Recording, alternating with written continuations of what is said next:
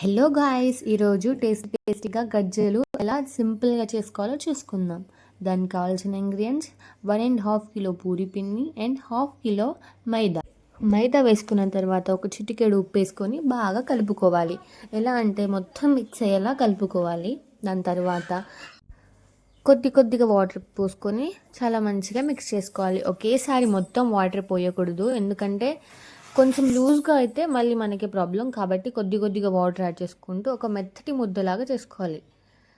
ఒకవేళ లూజ్ అయితే మీరు వేరే ఏమైనా పిండి ఉంటే అది యాడ్ చేసుకోవచ్చు.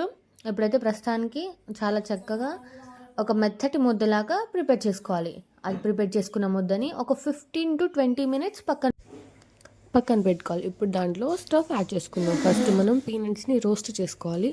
రోస్ట్ చేసుకున్నాక గుడికల బెల్లాన్ని స్లైస్ ఎత్తు కట్ చేసుకొని రెండింటిని బాగా మిక్స్ చేసుకోవాలి. దాని తర్వాత షుగర్ అయితే మేము మిక్స్ పట్టలేదు, మేము నార్మల్గా యాడ్ చేస్తున్నాం. ఇప్పుడు 15 minutes పక్కన పెట్టుకున్న పిండిని ఒక ముద్దలాగా తీసుకొని మనం చపాతీ ఎలా చేసుకుంటామో అలా చేసుకోవాలి. రౌండ్ అంటే రౌండ్ ఏం అక్కర్లేదు, కొంచెం షేప్ వస్తే చాలు. మనం ప్రిపేర్ చేసుకున్న రోటీని గజ్జల పీట ఉంటుంది కదా, దాని మీద వేసుకోవాలి.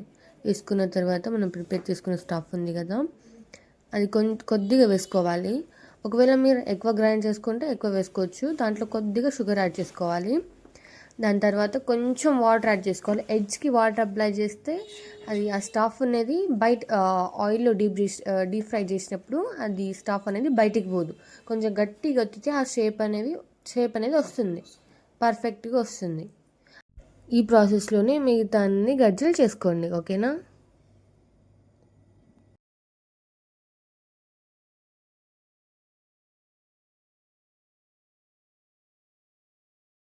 మీరు ఎంతైతే గజ్జలు చేశారో దాన్ని బట్టి ఆయిల్ యాడ్ చేసుకోండి. ఇప్పుడు మేమైతే కొంచెం ఆయిల్ యాడ్ చేసుకొని హీట్ చేస్తున్నాం. హీట్ అయిపోయినాక తర్వాత మనం ప్రిపేర్ చేసుకున్న గజ్జల్ని దాంట్లో వేసుకోవాలి.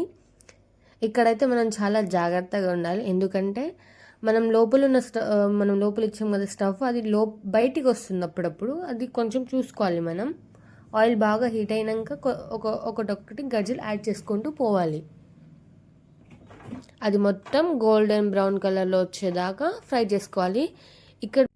ఇక్కడ మీరు హై ఫ్లేమ్లో అస్సలే పెట్టకూడదు, ఎందుకంటే గజ్జలు అనేది అంత పర్ఫెక్ట్గా రావు, క్రిస్పీగా రావు, మొత్తం మెత్తబడిపోతుంటాయి. కాబట్టి లో ఫ్లేమ్లోనే చాలా చక్కగా గోల్డెన్ బ్రౌన్ కలర్ వచ్చేంత వరకు ఫ్రై చేసుకోవాలి. మీరు ఎన్ని ప్రిపేర్ చేసుకున్నారో అదంతా ఒక 2 అంటే మా చిన్న కడాయి కాబట్టి మేము 4 వేసుకుంటున్నాం. మీరు పెద్ద కడాయి అయితే ఒక 5-7 వేసుకోవచ్చు. ఇది చూసారు ఇప్పుడు కలర్ అయితే ఎట్లా టర్న్ అయిందో చూసారా, ఎలా గోల్డెన్ లైట్ బ్రౌన్ కలర్లో వచ్చిందో. అలానే మనం గోల్డెన్ బ్రౌన్ కలర్ వచ్చేంత వరకు అలానే ఫ్రై చేసుకోవాలి. అలానే కొంచెం తిప్పుతూ ఉండాలి, తిప్పకపోతే మళ్ళీ బాగోదు. ఇలా తిప్పుతూ ఉంటే ఆ కలర్ వస్తూ ఉంటుంది. చూసారా ఎంత చక్కగా వచ్చాయో, లోపల ఉన్న స్టఫ్ కూడా బయటికి కొంచెం కూడా రాలేదు. అందుకే మనం కొద్దిగా వాటర్ అప్లై చేసుకోవాలి ఎడ్జ్కి. చూసారు ఎంత చక్కగా వచ్చాయో గోల్డెన్ బ్రౌన్ కలర్లో. ఇలానే మీరు అన్నీ చేసుకొని పక్కన పెట్టుకోండి.